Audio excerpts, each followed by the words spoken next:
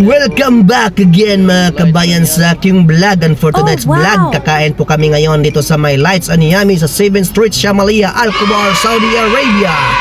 At tara, papasok na po tayo. At dito na po nga ako sa may itaas po ng second floor nung tinatawag nilang restaurant ng Lights Anyami. Yung sa baba po yung orderan. Kaya po kayo dito para makapwesto na sa lamisa nila.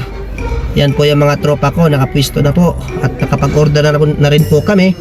At ito na, dumating na ng aming order, yung kare-kare sa halagang 18 reals. May kasama na yung rice. Yan po, napakasarap po, mura at masarap po yung pagkain na dito. Pansit pa yan with rice. Napakasarap po yan, sisig with egg with rice pa rin. Sa halagang 18 reals each po. Kari-kari, pansit, 18 reals lang po yan. Ito yung bulalo. Bulalo. Yung sisig na with egg, yun po yung 20 reals. Ito naman yung bulalo sa halagang 18 reals with rice. Napakasarap po niyan mga kabayan. At hindi lang po buto-buto yan, marami pong laman ang bulalo nila. Wait a minute! Ayan ang aming order.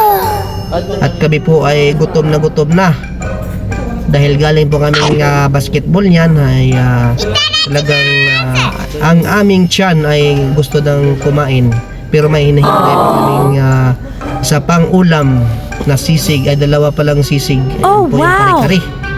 Napakasarap naman, di ba? Sa tingin nyo pa lang magugutom na kayo at gutom na agad pagkatapos ng kumain. Ayan po, at magdadasal na po yung aming tropa. Po sa gabing ito, sa araw ito, sa aming kaligtasan, sa araw-araw sa aming trabaho po ay yung kaming iniingatan. Salamat ang Panginoon. Kami po ay manalangin sa iyo. Ito ang pagkain na ito ay bigyan mo po ng basbas sa aming buhay. Bigyan po kami ng kalusugan. Yung pagkain na ito sa aming pamilya, naiwalo sa Pilipinas, bigyan ko kami ng peace of mind, Lord isa. Ito ang aming samit dalangin sa pangalan ni Jesus. Amen. Kainan na.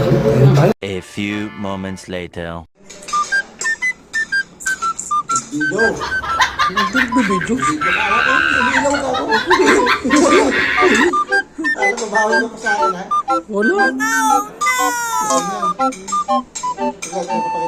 Longer than a few minutes later.